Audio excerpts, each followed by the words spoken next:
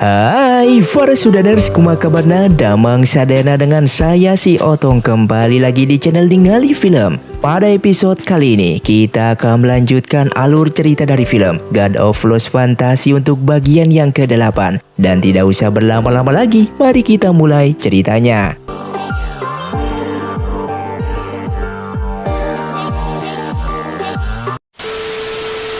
Cerita pun dilanjutkan dengan Baisue yang kembali ke rumahnya dan bertemu dengan Yukui yang merasa jika Baisue telah menghalangi rencananya, dan karena Baisue telah mengetahui jika ia bekerja sama dengan klan malam, Yukui pun mengancam akan membuat keluarga Baisue dalam bahaya jika Baisue berani memberitahu Bupati tentang hal ini. Sedangkan Baiking mengejar kepala Kissing yang sedang melarikan diri, namun ia kehilangan jejak. Dan tak lama kemudian ia pun bertemu dengan anak buah dari kepala Kissing dan mulai bertarung. Lalu Baiking menanyakan keberadaan kepala Kissing kepada orang itu. Namun orang itu pun memilih untuk bunuh diri dan tak mengatakan apapun tentangnya. Di saat perjalanan, rombongan Qin Chuan tiba-tiba saja diserang oleh serigala hantu yang membuat para pengawalnya dibunuh oleh mereka.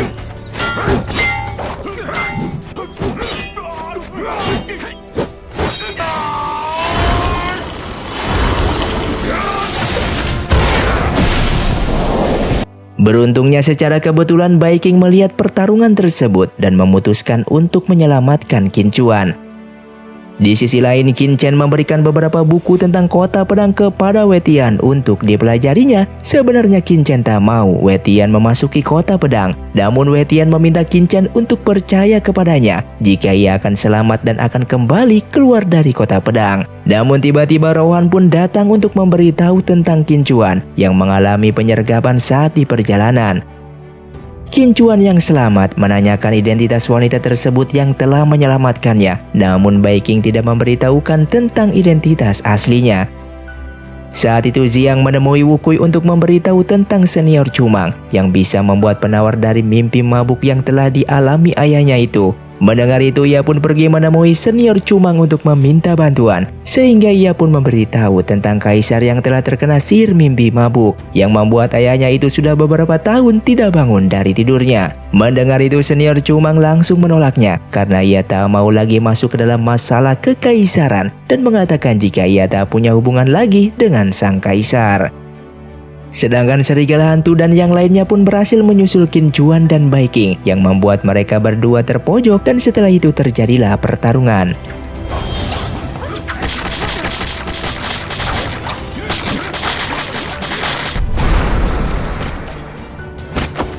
Beruntungnya di tengah pertarungan, tetua Yang Hong dan Wetian datang dan berhasil mengalahkan serigala hantu dan yang lainnya. Saat itu Wetian tak menyadari jika wanita di hadapannya adalah Baiking yang membuat Baiking pun pergi dari sana. Kemudian tetua Yang Hong menawarkan dirinya untuk pergi bersama Qin Chuan menuju barat laut. Mendengar itu Wetian pun sangat berterima kasih kepadanya. Yukui yang mengetahui jika serigala hantu dan yang lainnya gagal membunuh Qin Chuan, ia pun kembali meminta mereka untuk mengikuti Qin Chuan dan menemukan kesempatan untuk membunuhnya. Sedangkan di dalam perjalanan kembali, Baiking merasakan sakit hatinya ketika ia memikirkan Wetian. Ia pun mengeluarkan pil Pavilion King Yun dan meminumnya. Qin Yao yang telah mengetahui jika ayahnya telah diserang oleh klan malam. Di sana Wetian menduga jika klan malam melakukan hal itu karena perintah dari keluarga Ye. Dan berbeda dengan Qin Yao yang mengira jika Bupati lah yang memerintahkan klan malam, tetapi Qin Chen mengatakan jika Bupati tak akan bekerja sama dengan klan malam, dan kemungkinan besar keluarga Ye adalah dalang dari serangan itu. Sehingga Qin Chen pun berniat untuk mencari kesempatan memberitahu Bupati tentang hal ini. Terlihat Qin Chen telah menulis surat tentang keluarga Ye yang saat ini bekerja sama dengan klan malam dan menyerahkan surat itu kepada Bupati. Di saat senior Cumang menemui Yukui dengan mengatakan mengapa dia menggunakan mimpi mabuk untuk menyakiti orang lain, yang ternyata senior Cumang lah yang mengajarkan Yukui tentang sihir tersebut. Di sana Yukui mengatakan jika ia melakukan hal itu untuk membela keluarganya sendiri, kemudian ia pun pergi dari sana. Kemudian Bupati meminta Yemo untuk menjelaskan tentang surat yang dikirimkan oleh Qin-chen, sehingga Yemo pun menyangkal jika ia dan keluarga Ye tidak bekerja sama dengan klan malam dan tidak ada bukti atas tuduhan tersebut. Lalu Yemo memberitahu Yuku jika Qin-chen telah memberitahu Bupati tentang mereka yang bekerja sama dengan klan malam dan meminta Yuku untuk lebih berhati-hati dalam menjalankan tugasnya ini. Sedangkan senior Cumang memikirkan permintaan Wu Wei yang sebelumnya yang membuat ia berubah pikiran dan memutuskan untuk membantu dalam membuat penawar untuk Kaisar. Beberapa murid perguruan Jihua sedang berbincang membahas tentang kota pedang yang mana pedang iblis abadi sangatlah berbahaya dan menurut mereka Wetian tidak akan keluar dari kota pedang dengan selamat. Yang ternyata percakapan mereka didengar oleh Wetian dan Qin-chen yang membuat Qin-chen ingin menemui Mausang dan memintanya melarang Wetian untuk memasuki kota pedang. Wetian sempat meminta Qin-chen untuk percaya kepadanya, namun Qin-chen pun tetap pada keputusannya. Kemudian Mausang dan Mo Tianlin sedang berdiskusi tentang segel kota pedang yang semakin melonggar dan telah diperkirakan pedang iblis abadi akan segera menghancurkan segel dan mengulang tragedi 500 tahun yang lalu. Namun pada saat itu Qin-chen datang dan menyarankan agar Wetian tidak diizinkan untuk memasuki kota pedang. Tetapi Mausang meminta Qin-chen untuk tidak khawatir karena saat ini kultivasi Wetian telah semakin kuat. Karena hal itulah Qin-chen meminta Wetian untuk memperhatikan keselamatannya di saat di kota pedang. Setelah itu terlihat Mausang memberitahu jika pedang iblis abadi terhubung dengan akar bumi yang menyerap sifat iblis dari orang-orang di dunia, sehingga sifat iblis itu akan meledak pada waktu tertentu yang akan membuat semua makhluk di dunia sangat menderita. Mausang juga menceritakan tentang kisah seorang wanita penjaga pedang yaitu Huang yang telah mengorbankan dirinya untuk menyegel pedang iblis abadi. Hal itu membuat Kaisar Chang mengalami pertarungan dengan Kaisar Shi, yang mana Kaisar Shi yang kita kenal saat ini sebagai Kaisar Iblis, dikarenakan di satu sisi Kaisar Chang ingin menyelamatkan dunia, sedangkan Kaisar Iblis tak ingin kekasihnya mengorbankan dirinya untuk menyegel pedang iblis abadi. Namun Wang tetap mengorbankan dirinya dengan Kaisar Chang, yang membuat Kaisar Iblis sangatlah sedih dan membawa semua bawahannya ke tempat yang sangat dingin dan membentuk klan malam. Mendengar itu Wetian pun bertanya apa yang harus mereka lakukan karena saat ini segel pedang iblis abadi semakin melonggar dan tak ada lagi wanita penjaga pedang. Mausang mengatakan kepadanya jika masih ada wanita penjaga pedang lainnya yang merupakan anak dari Huang dan Kaisar Iblis.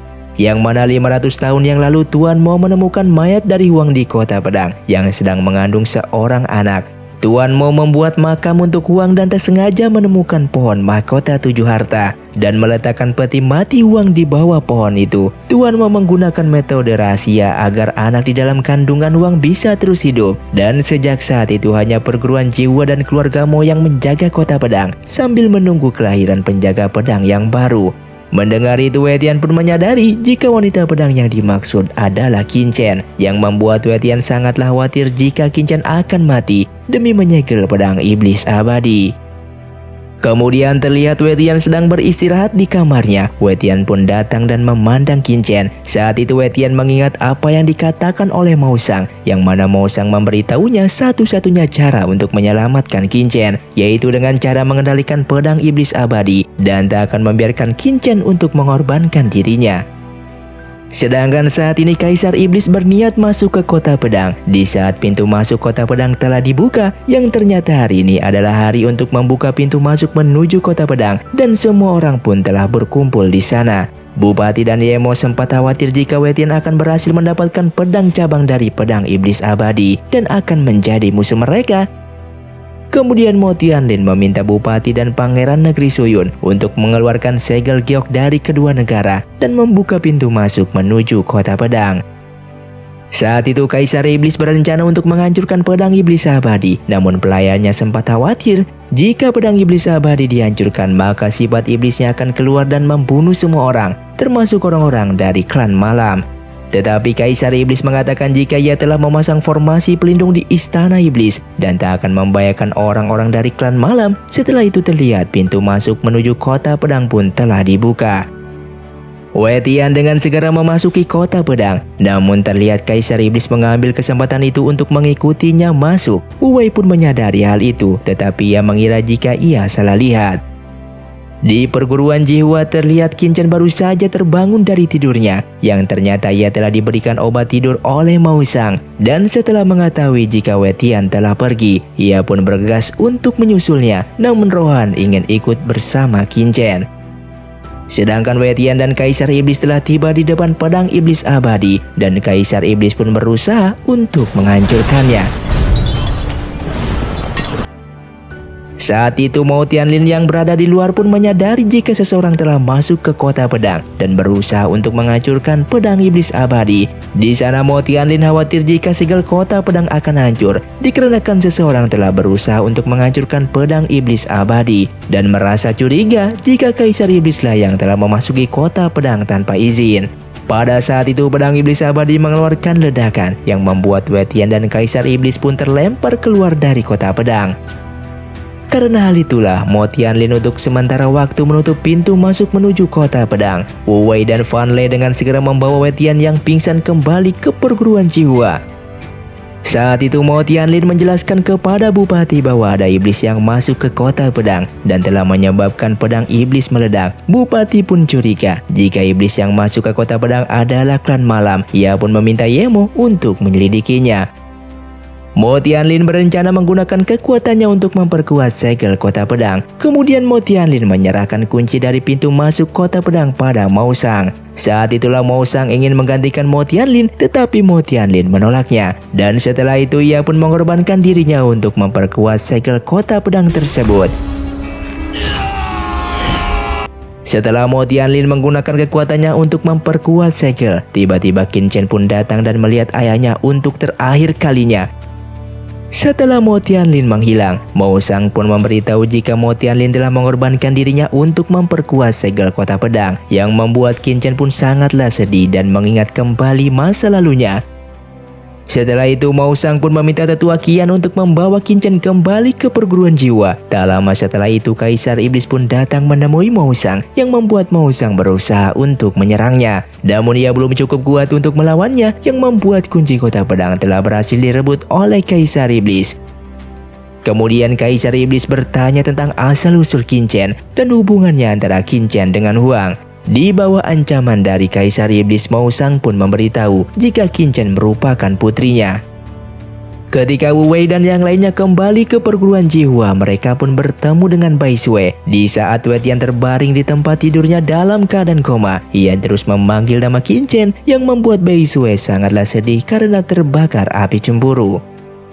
Sedangkan Kaisar Iblis telah sampai di markasnya dan mengingat masa lalunya bersama Huang. Tapi tiba-tiba ia berpikir jika perguruan jiwa akan mengorbankan Qin Chen untuk menyegel kota pedang. Setelah Mao Sang kembali ke perguruan jiwa, ia pun diberitahu jika Qin Chen belum kembali. Ternyata Qin Chen sedang memikirkan kejadian sebelumnya saat Mao Tianlin mengorbankan dirinya, dan tiba-tiba asap hitam pun muncul yang seketika membuat Qin Chen dan Yu Tu pingsan. Yang ternyata hal itu dilakukan oleh Kaisar Iblis.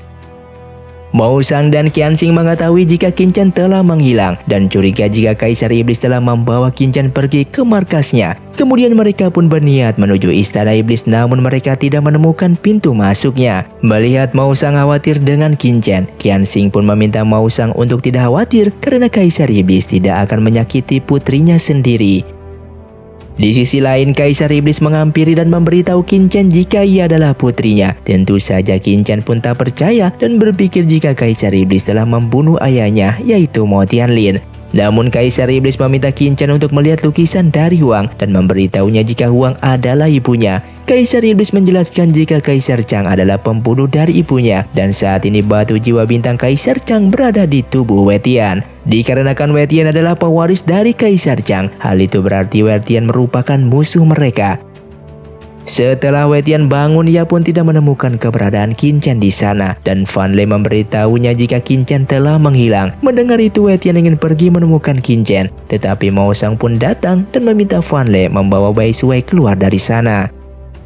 Kemudian Mao Sang memberitahu Wei Tian jika Qin Chen saat ini berada di istana iblis karena Kaisar Iblis telah mengetahui jika Qin Chen adalah putrinya. Hal ini membuat Wei Tian sangatlah khawatir dan mengatakan jika ia hanya memiliki Qin Chen di hatinya. Bai Sui yang belum berjalan jauh ternyata mendengar percakapan mereka.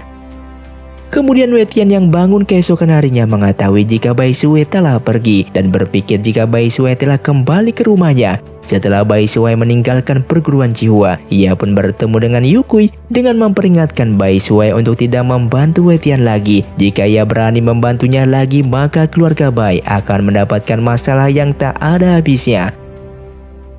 Kemudian kepala perguruan menghampiri Wetian dengan menanyakan apakah ia memiliki perasaan aneh saat melihat pedang iblis abadi. Wetian pun memberitahu kepala perguruan jika kekuatan jiwa bintang di tubuhnya dengan sifat iblis pedang abadi bisa disatukan. Mendengar itu, kepala perguruan memberitahu Wetian jika satu-satunya cara untuk mengendalikan pedang iblis abadi adalah dengan memahami mantra 9 roh. Apabila Wetian berhasil memahaminya, ditambah kekuatan batu jiwa bintang Kaisar Chang yang ada di tubuhnya, maka Wetian sudah dipastikan bisa mengendalikan pedang tersebut. Mendengar itu, Wetian memutuskan untuk berlatih memahami mantra 9 roh, sehingga kepala perguruan pun memberitahu jika mantra 9 roh berada di pavilion Tianxing. Kemudian Wetian yang sedang memikirkan sesuatu, tiba-tiba ia mendapatkan serangan dari pria misterius. Beruntungnya saat Mao Sang datang, pria misterius itu pun memilih untuk melarikan diri dan Wetian ingin mengejarnya tetapi dihentikan oleh Mao Sang. Setelah itu Qianxing dan Mao Sang merasa curiga jika pria misterius itu berada di perguruan Qihua. Qianxing pun meminta Wu Wei untuk memblokir pintu perguruan Qihua dan menyelidiki tentang hal ini. Mao Sang memberitahu Qianxing jika Wetian memberitahunya jika pria misterius itu menggunakan teknik 1000 tangan tetapi tidak berani melepaskan kekuatan jiwa bintangnya, sehingga Wetian pun berhasil menahan serangan itu. Mendengar itu, Qianxing mengirim seseorang ke pavilion Tianxing untuk menyelidiki siapakah yang mempelajari teknik itu baru-baru ini. Kemudian Qianxing meminta Mao Sang untuk menemukan pria misterius itu secepatnya. Wu Wei yang berada di perguruan merasa curiga jika tetua Jiang lah yang ingin membunuh Wetian dan ia pun memiliki cara untuk membuktikannya. Wu Wei sepertinya mengetahui sesuatu saat ia melihat kupu-kupu di tangannya dan ia pun segera meninggalkan perguruan Qihua. Kebetulan Rohan pun melihatnya dan berniat untuk mengikutinya. Setelah itu terlihat rombongan pangeran pun diserang oleh Wu Wei dan di saat Wu Wei telah terdesak, beruntungnya Rohan pun datang untuk menyelamatkannya.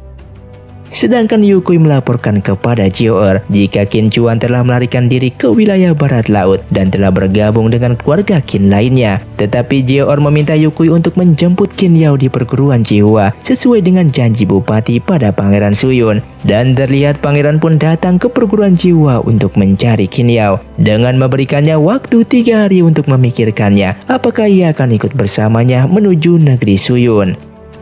Di sisi lain, Bai Qing yang terlalu memaksakan dirinya saat ia mencoba berkomunikasi dengan jiwa bintang sehingga ia pun jatuh pingsan. Nona Yuxi pun menyadari hal itu dan segera menghampirinya. Saat itu Qin Chen pun kembali ke rumahnya untuk mencari sesuatu dan dia pun menemukan gulungan peninggalan dari Mo Tianlin, yang mana di dalam gulungan itu Mo Tianlin pun telah menulis jika ia akan mengorbankan dirinya untuk memperkuat segel kota pedang untuk menunggu Wetian memahami mantra 9 roh. Dikarenakan hanya Wetian lah yang bisa menyelamatkan Qin Chen agar tidak mengorbankan dirinya menyegel pedang iblis abadi seperti ibunya. Di dalam gulungan itu juga tertulis tentang masa lalu Qin Chen yang merupakan putri dari Kaisar Iblis Dan Huang. Mengetahui kebenaran itu membuat Qin Chen sangatlah sedih karena seorang ayah yang telah merawatnya dari dahulu ternyata bukanlah ayah kandungnya. Wu Chen yang menemukan token milik tetua Jiang yang terjatuh di kamar Wetian dan memberikannya kepada tetua Jiang. Di sana tetua Jiang pun meminta Wu Chen untuk menanyakan tentang rencana selanjutnya kepada Yukui. Sedangkan Qin Chen berjalan ke ruang rahasia keluarga Mo dan melihat Huang yang terbaring di dalam peti mati yang seketika membuatnya sangatlah sedih. Yutu yang melihat itu pun merasa jika Qin Chen tak baik-baik saja dan ia pun pergi untuk mencari Wetian. Saat itu Wu Wei pun berhasil untuk menjebak tetua Jiang untuk mengakui perbuatannya. Namun setelah bertemu dengan Qianxing untuk diinterogasi, tiba-tiba tetua Jiang pun terkena serangan dari senjata tersembunyi yang membuat tetua Jiang harus terbunuh. Tetua Qian dan yang lainnya pun berusaha untuk mengejar pembunuh itu namun tak berhasil.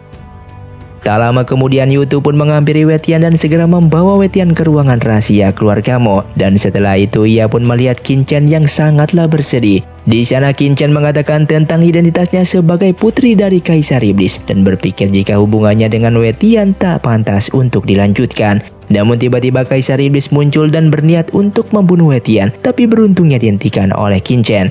Karena hal itulah Kaisar Iblis mengancam akan membunuh Wei-Tian jika Qin Chen tak ikut bersamanya, yang membuat Qin Chen pun tak punya pilihan lain selain ikut bersama Kaisar Iblis. Qianxing memerintahkan Mao Shang untuk meningkatkan penjagaan di perguruan Qihua dan meminta para pemburu malam untuk menghentikan semua misi mereka. Sedangkan Yukuyu pun meminta bantuan pada Kaisar Iblis untuk membiarkan serigala hantu membantunya menghadapi perguruan Qihua. Namun Kaisar Iblis hanya memberitahu jika ia akan mengirim Master Dewa Bintang Kabut untuk membantu Yukui. Di saat Qin Chen berada di tempat tidurnya, ia pun mengingat jika Tuan Mo dan Mo Tianlin telah mengorbankan dirinya agar Qin Chen tidak mengorbankan untuk menyegel pedang iblis abadi. Dan tiba-tiba Kaisar Iblis datang yang ingin berbicara dengannya, namun Qin Chen menolaknya untuk berbicara dengan Kaisar Iblis. Kemudian Wei-Tian pun menghampiri Qianxing untuk meminta izin memasuki tingkatan teratas di pavilion Tianxing untuk menemukan mantra 9 roh. Karena permohonan dari Wei-Tian, Qianxing pun setuju, dan setelah itu terlihat Wei-Tian pun memasuki pavilion Tianxing. Sedangkan Bai Qing yang sedang berkultivasi tiba-tiba ia diganggu oleh sesuatu. Nona Yusi pun datang dan bertanya mengapa Bai Qing mempelajari teknik iblis langit kacau. Bai Qing mengatakan bahwa ia mendapatkan teknik itu secara tak sengaja ketika ia berada di makam kaisar kuno Istana Iblis. Mendengar itu, Nona Yusi mengatakan jika teknik itu adalah teknik iblis, yang mana jika seseorang berlatih dengan teknik ini, maka mereka tak bisa lagi berhenti. Teknik ini menyerap pikiran jahat dari dunia yang dapat mengendalikan penggunanya. Nona Yusi pun meminta Bai Qing untuk tidak memberitahu orang lain tentang hal ini. Kemudian Nona Yusi berniat mengajari Bai Qing tentang teknik gaib tak berbentuk yang akan disatukan dengan teknik pedang tanpa batas yang telah Bai Qing pelajari sebelumnya. Yang mana teknik-teknik itu dapat membantu Bai Qing dan mengendalikan teknik iblis langit kacau. Dan film pun bersambung. Terima kasih untuk kalian yang sudah menonton video ini sampai habis. Sampai jumpa di video selanjutnya. Saya pamit ulang dari Ningali Film. Xiao Tong undur diri dan salam Sundaners.